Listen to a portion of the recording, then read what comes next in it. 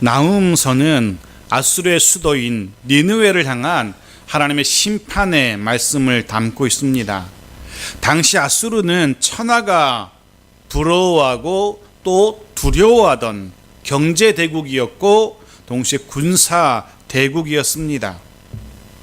북이스라엘이 바로 이 아수르에 의해서 멸망을 하기도 했죠. 무엇보다 아수르는 잔인하기로 악명 높은 나라였습니다. 나훔은 그래서 나중에 보면 이 아수르의 수도인 니느웨를 향하여 피의 성이라고 부르기도 합니다. 피로 세워지고 피로 얼룩진 성읍이었거든요. 심지어 아수르는 주변 나라들이 망난이라고 부를 정도로 주변 나라들의 공공의 적이 되어 있던 그런 나라였습니다. 당시에 가장 잔인하고 가장 부도덕했으며 동시에 가장 부강했던, 그러면서도 그 어느 나라보다도 우상 숭배가 극심했던 그런 나라였습니다. 선지자 나훔은 이런 아수르를 향하여 하나님의 심판을 대언하고 있습니다. 아수르 혹은 니느웨를 향한 하나님의 심판의 메시지는 동시에 아수르로 인해서 아수르 때문에 고통당하고 있던 하나님의 백성 남유다에게는 위로가 되고 소망이 되는 그런 소식이었을 겁니다. 해서 우리는 오늘 비록 심판과 저주의 메시지이지만 그 속에서 오히려 당신의 백성을 위로하시는 하나님의 음성을 들을 수 있을 겁니다. 기억하실지 모르겠습니다. 이 니느웨 아수르를 향해서 하나님의 심판을 대언했던 선지자가 한 명 더 있었습니다. 기억나십니까? 누구죠? 요나였습니다. 약 100여 년, 150년 전에 선지자 요나 역시 니느웨로 가서 하나님의 심판을 대언했던 적, 선언했던 적이 있었죠. 하지만 당시의 니느웨는 이 요나 선지자의 그 선언을 듣고 죄를 뉘우치고 돌이키죠. 자신의 죄를 돌이켜서 하나님께 매달려 살려달라고. 하나님께서는 그 니느웨를 향한 심판을 그래서 유보하신 적이 있었습니다. 그렇게 유보하셨던 하나님의 심판을 이번에는 나훔 선지자를 통하여서 다시금 선언하고 계신 겁니다.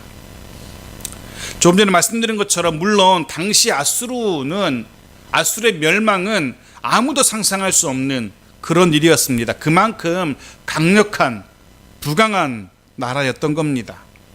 그런 나라를 향하여서 지금 하나님은 선지자 나훔을 통하여 공개적으로 멸망을 선언하고 있는 겁니다. 그리고 실제로 얼마 지나지 않은 주전 612년경에 아수르는 도저히 무너질 것 같지 않았던 아수르는 당시에는 변방이 작은 나라에 지나지 않았던 메대와 바벨론이라는 연합군에 의해서 멸망을 당하고 맙니다. 도저히 무너질 것 같지 않았는데 하나님의 말씀대로 선언대로 그 나라가 무너져 내립니다. 나훔은 총 3장으로 구성됩니다. 짧은 성경입니다. 1장에서는 하나님의 진노와 심판이 기록되고 있고 물론 그 속에 하나님의 속성과 또 하나님의 백성 유대를 향한 말씀도 포함되어 있습니다. 2장에서는 이 니느웨가 어떻게 멸망하는지 멸망의 그 처참한 모습도 2장엔 기록되고 있습니다. 그리고 마지막 3장에서는 니느웨의 피할 수 없는 죄와 피할 수 없는 멸망의 운명을 다루고 있습니다. 오늘은 그중 1장을 중심으로 해서 말씀을 나누려고 합니다. 오늘 우리는 이방 나라 니느웨를 향한 하나님의 심판의 말씀을 통하여서 오늘 우리들에게 하나님의 백성인 우리들에게 말씀하시며 깨닫게 하시는 하나님의 음성을 들을 수 있기를 간절히 소원합니다. 먼저 1절 말씀 보십시오. 니느웨에 대한 경고 곧 엘고스 사람 나훔의 묵시의 글이라. 이 나훔서의 저자가 누구인지를 먼저 소개하고 있죠. 누굽니까? 나훔입니다. 그의 고향을 엘고스 사람 나훔이라고 소개하고 있습니다. 문제는 엘고스가 어디 있는지 확실치 않다는 겁니다. 그저 대략 유다 서남쪽에 어디쯤일 것이라 라고 짐작만 할 뿐입니다. 어떤 학자는 신약 성경에 나오는 그 가버나움이라고 아마 들어보셨을 겁니다. 가버나움. 예수님 즐겨하셨던 그곳이 바로 이 나훔의 고향 엘고스다 라고 주장하시는 분도 계십니다. 왜냐하면 가버나움이 나훔의 고향 혹은 나훔의 마을 이런 뜻이거든요. 나훔의 마을 뜻이 납니다. 그러니까 나훔의 마을이야? 그럼 나훔의 고향인가 보다 이렇게 해석하시는 분도 계신데, 문제는 가버나움은 저 북쪽 이스라엘에 속해 있고요, 나훔은 남유다에 머물던 남유다 므낫세 왕 시대에 사역했던 유다의 선지자입니다. 그렇기 때문에 지역적으로 너무 차이가 나기 때문에 가버나움이 나훔의 고향이었다라는 주장은 좀 설득력이 없습니다. 여하튼 엘고스가 어디인지는 모르고 중요하지도 않습니다. 나훔이라는 이름, 이 나훔이라는 이름의 뜻은요, 위로 혹은 위안이란 뜻입니다. 위로 혹은 위안. 그런데 위로 위안을 뜻하는 나훔이 실제로 선포하는 메시지는 위로의 메시지, 위안의 메시지가 아닙니다. 니느웨를 향한 심판과 저주와 진노 이런 것들이 기록되고 있거든요. 나훔의 이름의 뜻이 잘못된 것 같습니다. 그렇게 보면. 하지만 거꾸로 생각해 보면 아수르를 향한, 니느웨를 향한 하나님의 진노, 심판의 메시지는 하나님의 백성, 아수르에 의해서 고통당하고 있었던 남유다 하나님의 백성들에게는 어떤 소식입니까? 위로와 위안의 메시지가 되는 겁니다. 나훔이라는 이름의 뜻처럼. 그래서 그런 깨달음을 갖게 됩니다. 그런 생각을 하게 됩니다. 하나님의 말씀이, 동일한 하나님의 말씀이 누군가에게는 진노와 심판의 말씀으로 들리겠지만, 그럴 수도 있지만, 동일한 말씀이 누군가에게는 위로가 되고 위안이 되는 은혜의 말씀으로 들릴 수도 있다는 겁니다. 누군가는 하나님의 경고의 대상, 심판의 대상, 진노의 대상이 되지만, 또 누군가는 하나님이 품어주시고 위로하시고 돌보시는 대상이 되기도 한다는 겁니다. 똑같은 하나님 말씀인데, 여러분은 주로 어떤 자리에 서 계시는지 모르겠습니다.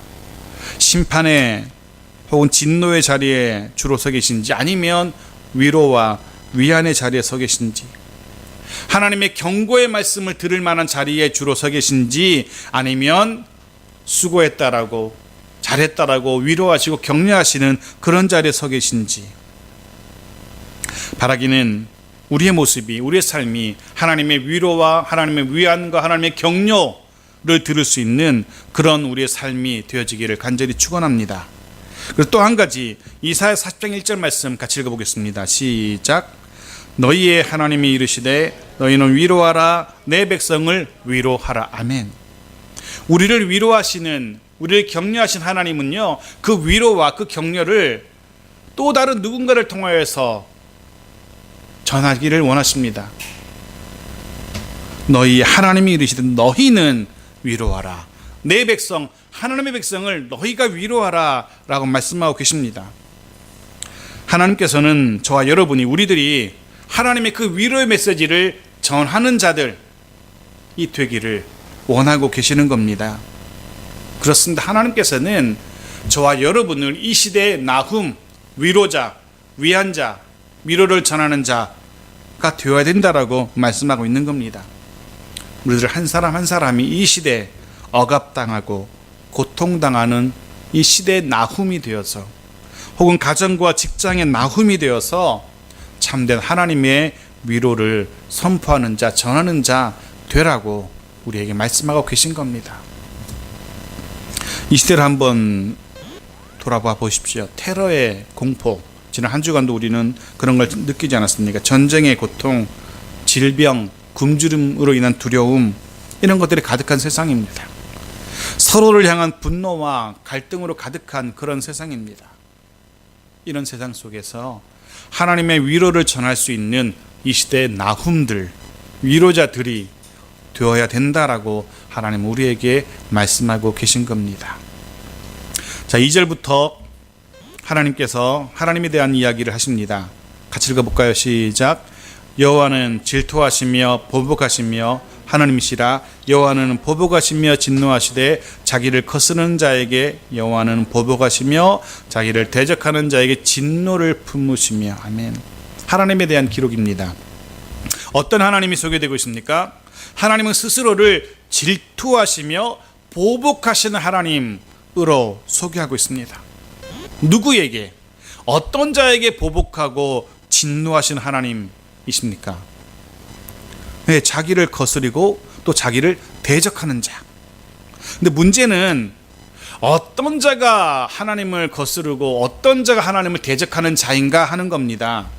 구체적으로 어떤 자가 하나님을 거스르는 것이고 어떤 자가 하나님을 대적하는 자일까 생각해 보게 됩니다. 제가 자랄 때 중고등학교 때는요, 그런 얘기들이 있었습니다. 교회에서 목사에게 대들고 순종하지 않는 자는 벌을 받는다고, 청벌을 받는다고, 3대가 벌을 받는다고, 그런 얘기들이 있었습니다. 목사에게 대들면 그런다고. 근데 다 뻥입니다. 그런 거 없습니다. 물론 하나님의 사역을 신실하게 감당하는 사역자들을 고의적으로 괴롭히고 고의적으로 그 사역을 방해한다면 이야기가 달라지겠죠. 하나님의 진노가 있을 겁니다. 하지만 그때에도 그 이유는 그가 목사이기 때문에가 아니라, 그가 사역자이기 때문에가 아니라 그가 하나님의 백성이기 때문에입니다. 자, 질문을 다시 드려보겠습니다. 누가 하나님을 거스리고 누가 하나님을 대적하는 자입니까? 힌트는 아수르가 그런 자였다는 겁니다. 아수르가 하나님을 거스리고 하나님을 대적하는 자였다는 겁니다. 근데 그거 아십니까? 아수르는 하나님을 대적한 적이 없습니다. 아수르는 하나님을 거역한 적이 없습니다. 근데 왜 하나님은 이 아수르를 향하여서 하나님을 거스르는 자, 하나님께 대적하는 자라고 하고 있을까?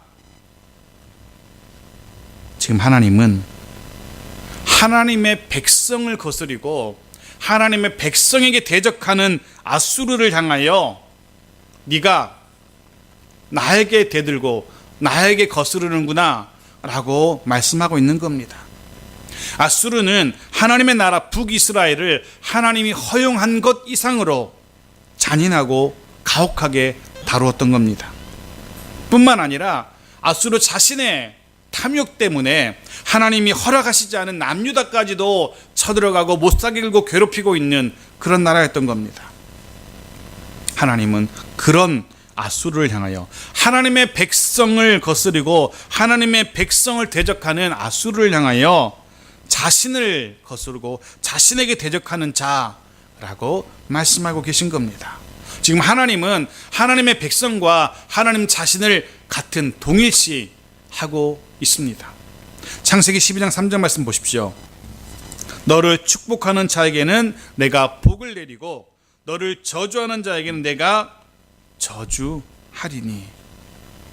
하나님은 분명히 말씀하고 계십니다. 하나님 자신과 하나님의 백성을 하나로 보고 계신 겁니다. 우리가 얼마나, 여러분이 하나님께 얼마나 소중한 존재들인지 기억하십시오. 옆에 계신 그분이 하나님께 얼마나 소중한 존재 잊지 마시라는 겁니다. 그 사람을, 하나님의 백성인 그 사람을 서운하게 하는 것이 하나님을 서운하게 하는 것이고요, 하나님의 백성인 그 사람을 화나게 하는 것이 하나님을 화나게 하는 것입니다. 물론 우리가 사랑하는 가족이고 아내이고 남편이고 자녀이고 부모이기 때문에 사랑해야겠지만 그 이면에 하나님의 자녀이기 때문에, 하나님의 백성이기 때문에 더더욱 사랑하고 더더욱 이해하고 더더욱 품어줘야 되는 겁니다. 왜? 그를 대적하는 것은 하나님을 대적하는 것이기 때문에. 아수르는 하나님을 대적했습니다. 하나님을 거스렸습니다. 6절 말씀 보십시오. 하나님의 진노가 어떤 진노인지 설명됩니다. 누가 능히 그의 분노 앞에 서며 누가 능히 그의 진노를 감당하랴. 그의 진노가 불처럼 쏟아지니 그로 말미암아 바위들이 깨지는도다. 아무도 하나님의 분노, 하나님의 진노를 견디지 못하고 감당하지 못합니다. 하나님의 진노가 불처럼 쏟아져 내리기 때문에 아무도 감당하지 못하는 겁니다. 그런데 놀라운 것은 그렇게 하나님을 거스르는 자, 하나님을 대적하는 자를 향하여 불같은 진노를 쏟아내리시던 하나님이 돌연 얼굴빛을 바꾸십니다. 하나님의 백성들, 하나님의 자녀들을 향하여서 전혀 다른 모습, 언제 진노했냐는 듯이, 언제 분노했냐는 듯이 전혀 다른 모습으로 상냥하게 다가오시죠. 7절 말씀 같이 읽겠습니다. 시작. 여호와는 선하시며 환난 날에 산성이시라. 그는 자기에게 피하는 자들을 아시느니라. 아멘. 오히려 하나님의 백성에게는 피할 산성이 되시는 하나님이십니다. 오히려 하나님의 백성에게는 보호하시는 분이 되십니다. 오히려 하나님은 하나님께 피하는 자들을 돌보시고 보살펴 주시는 하나님이십니다. 그러게 우리는 힘들 때, 피곤할 때, 지쳐 쓰러질 때 하나님께 찾고 부르짖어야 됩니다. 힘들어 하나님을 찾을 때, 피곤하여 하나님께 나아갈 때, 지쳐 쓰러져 하나님께 부르짖을 때 하나님은 외면치 않으시는 그런 하나님이십니다. 마치 선한 목자처럼 우리에게 안전함과 평안함을 제공하시는 하나님이십니다. 그러기에 하나님을 찾으십시오. 하나님께 피하십시오. 하나님께 부르짖으십시오. 도와달라고, 힘들다고, 지쳤다고, 살려달라고. 우리 하나님은 결코 외면하지 않으시는 선하신 하나님이시기 때문에 그렇습니다. 하지만 말씀드린 것처럼 하나님은 하나님을 거스르고 대적하는 자들을 향하여 다시 한번 분명히 선언하시죠. 8절 말씀. 그가 범람하는 물로 그것을 진멸하시고 자기 대적들을 흑암으로 쫓아내시리라. 범람하는 물은요, 심판, 재난을 상징합니다. 특별히 하나님의 심판, 하나님의 재난을 상징합니다. 대적들, 하나님의 대적들을, 하나님의 백성을 거스르고 하나님의 백성을 대적하는 자들을 반드시 진멸하실 것이라. 흑암 속으로, 깊은 어둠 속으로 던져버리실 것이라 확실하게 선언하십니다. 다시 한번 말씀드립니다.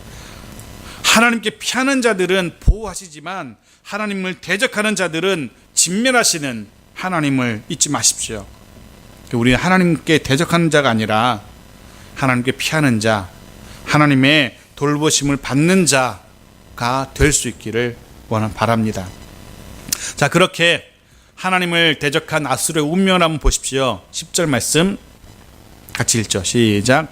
가시덤불같이 엉클어졌고 술을 마신 것 같이 취한 그들은 마른 지푸라기 같이 모두 탈 것이거늘. 아멘.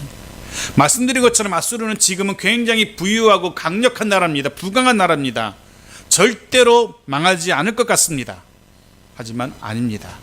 이미 엉클어진 가시덤불 같은 신세입니다. 술에 취해서 언제 쓰러질지 모르는 쓰러지기 일부 직전의 모습이랍니다. 마른 지푸라기처럼 다 타버려서 이내 재만 남게 될 겁니다. 12절 말씀도 보십시오. 여호와께서 이같이 말씀하시기를 그들이 비록 강하고 많을지라도, 맞습니다. 아수르는 지금 강하고 많은 것을 가지고 있습니다. 지라도 반드시 멸절을 당하리니 그가 없어지리라. 내가 전에는 너를 괴롭혔으나 다시는 너를 괴롭히지 아니할 것이라. 그렇습니다. 아수르가 지금은 강력하고 많아 보인다 할지라도 반드시 멸절될 겁니다. 망하게 될 겁니다. 그래서 아수르의 지금의 강함 두려워할 필요가 없는 겁니다. 아수르의 지금의 부요함 부러워할 필요 없는 겁니다. 때로 세상의 강함이 두려운 때 있습니다. 때로 세상의 부요함이 부러울 때 있습니다. 하지만 두려워할 필요도 없고요, 부러워할 필요는 더더군다나 없습니다. 왜냐하면 우리가 두려워하는 세상의 강력함, 우리가 부러워하는 세상의 부요함, 그거 다 순간이기 때문에 그렇습니다. 다 마른 지푸라기처럼 타버릴 것이고 사라지게 될 겁니다. 그런 세상이 아니라 오히려 하나님을 바라볼 수 있는 우리들이 되어야 됩니다. 영원하신 하나님을 붙드는 그런 우리들이 되어야 되는 겁니다.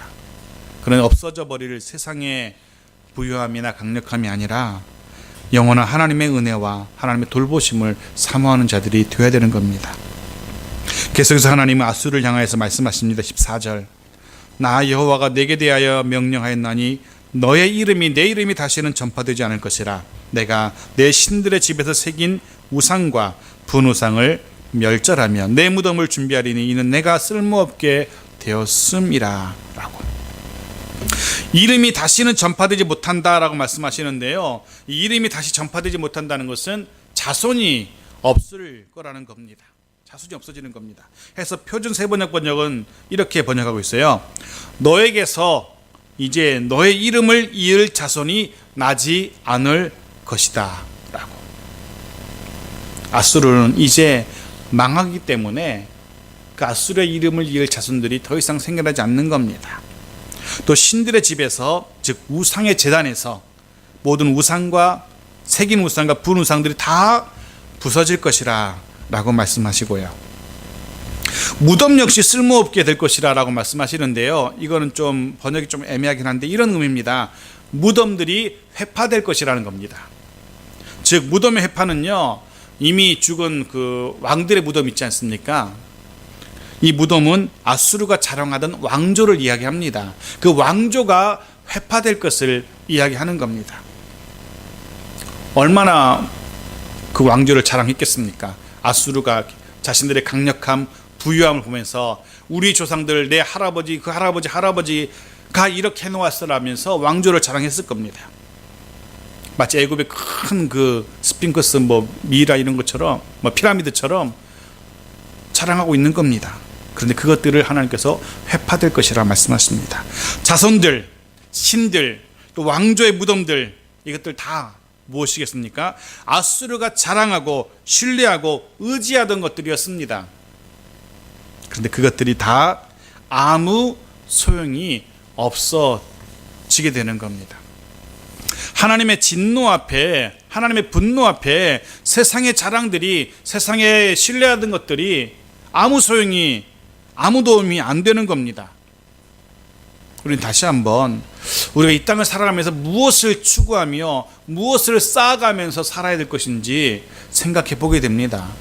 적어도 세상적인 명성과 재물, 그걸 추구하며 그것만 따라가서는 안 될 겁니다. 하나님의 백성이기에 하나님의 백성답게 하나님의 것들, 하나님의 상급을 따라가며 바라보며 살아가는 우리들 모두가 되어지길 바랍니다. 자, 마지막 절 15절 같이 읽겠습니다. 시작. 볼지어다 아름다운 소식을 알리고 화평을 전하는 자의 발이 산 위에 있도다. 유다야, 내 절기를 지키고 내 서원을 갚을지어다. 악인이 진멸되었으니 그가 다시는 내 가운데로 동행하지 아니하리로다 하시니라. 아멘. 아름다운 소식을 알리고 화평을 전하는 자들의 발이 앞산에 도착했답니다. 니느웨, 아수르, 악이 진멸되었습니다. 참된 화평, 아름다운 소식, 샬롬의 소식이 선포된 겁니다. 이제는 전쟁이 없고 두려움이 없고 부족함이 없는 세상이 도래한 겁니다. 이 평화의 소식, 화평의 소식, 아름다운 소식이 저와 여러분의 삶 속에, 인생 가운데, 이 땅 가운데 선포되기를 간절히 소원합니다. 아마도 온 세상이 정말로 간절히 기다리던 그런 소식일 겁니다. 화평의 소식. 예수 그리스도로 인한 참된 샬롬이 온 열방 가운데 속히 선포되기를 기도합니다. 어떤 이들은 그런 이들이 있습니다. 그가 머무는 곳마다 문제가 일어나고 불화가 생기고 갈등이 일어나는 그런 사람이 있습니다. 흔히들 트러블 메이커라고 하죠. 하지만 반대로 피스메이커라고 불리는 이들이 있습니다. 그가 머무는 곳마다 중재가 이루어지고 화합과 평안이 이루어지는 그런 이들도 있습니다. 저와 여러분이 머무는 곳마다 하나님의 화평의 소식, 아름다운 소식, 참된 샬롬의 소식이 선포되어질 수 있기를 간절히 축원합니다. 저와 여러분의 발이 그렇게 아름다운 소식을 전하는 발, 우리의 발걸음이 화평을 전하는 복된 발걸음들 되어지기를 간절히 축원합니다. 동시에 조금 전에 읽었던 15절 말씀은요, 그렇게 하나님으로 인한 화평, 샬롬이 선포된 곳, 이루어진 곳이 어떠한 곳인지 특징도 우리에게 한 가지 알려줍니다. 그곳은 절기가 지켜지고 서원을 갚을 수 있는 그런 곳이랍니다. 사실 이전에 아수르가 부강하던 때에는 이 아수르 때문에, 아수르의 포악 때문에 절기를 지키지 못했던 겁니다. 하나님 앞에 약속한 절기를 못 지켰습니다. 서원도 마찬가지입니다. 하나님께 서원한 것들 지킬 수가 없었습니다. 아수르가 눈을 도끼눈처럼 뜨고 쳐다보고 있었기 때문에. 이제 이 아수르가 망했기 때문에, 하나님을 위한 참된 샬롬이 선포되었기 때문에 이제는 절기를 지킬 수 있게 된 겁니다. 서원도 이행할 수 있게 된 겁니다. 하나님의 공동체, 거룩한 공동체 특징이 바로 이겁니다. 절기의 준수, 서원의 이행입니다. 하나님께 예배할 수 있는, 하나님께 우리의 감사의 고백 드릴 수 있고, 하나님께 서원을 갚을 수 있는 그런 공동체, 절기의 준수와 서원의 이행. 의미를 조금 확장하면 이런 의미가 됩니다. 하나님을 향한 헌신이 있고, 하나님의 백성다운 거룩함, 성결함이 있는 공동체가 참된 샬롬의 공동체인 겁니다. 우리의 공동체가, 우리 창성의 공동체가 그런 공동체로 세워져 가기를 바랍니다. 여러분의 가정이 그런 가정들로 세워지기를 소원합니다. 하나님께서 허락하시는 샬롬을 누리는 것은요, 마땅히 누릴 수 있는 하나님의 백성으로서의 권리입니다. 우리가 하나님의 백성이기에, 하나님의 공동체기에 마땅히 샬롬, 이 화평을 누릴 수 있습니다. 그런데 동시에 하나님을 향한 이 헌신과 백성다운 구별된 삶은 백성이기 때문에 마땅히 당연히 지켜야 할 의무이기도 합니다. 그렇게 우리의 권리인 참된 샬롬을 누리며 동시에 우리의 의무인 하나님을 향한 헌신과 성결의 삶을 살 수 있어야 되는 겁니다. 권리만 누리면서 나는 의무는 싫어 해서는 안 되는 겁니다. 또 반대로 의무는 열심히 지키면서 권리를 안 누려도 돼요. 그럴 필요도 없습니다. 말씀을 마칩니다. 분명 나훔서의 주제는 니느웨를 향한 하나님의 심판입니다. 하지만 거기에만 그치지 않습니다. 니느웨는 하나님을 대적하는, 이 세상의 나라와 대적하는 세력들을 대표합니다. 하나님은 나훔을 통하여 그렇게 하나님을 대적하는, 하나님의 백성을 대적하는 이 땅의 모든 세력들을 향하여서 심판을 선언하고 계신 겁니다. 그것들은 다 지푸라기처럼 타서 없어질 겁니다. 기억하십시오. 잊지 마십시오. 아수르의 번영, 그 세상 세력의 잘됨, 악인의 형통함, 이해되지 않고 혹은 이해하고 싶지도 않은 그런 일입니다. 그럼에도 불구하고 나훔은 우리에게 말하죠.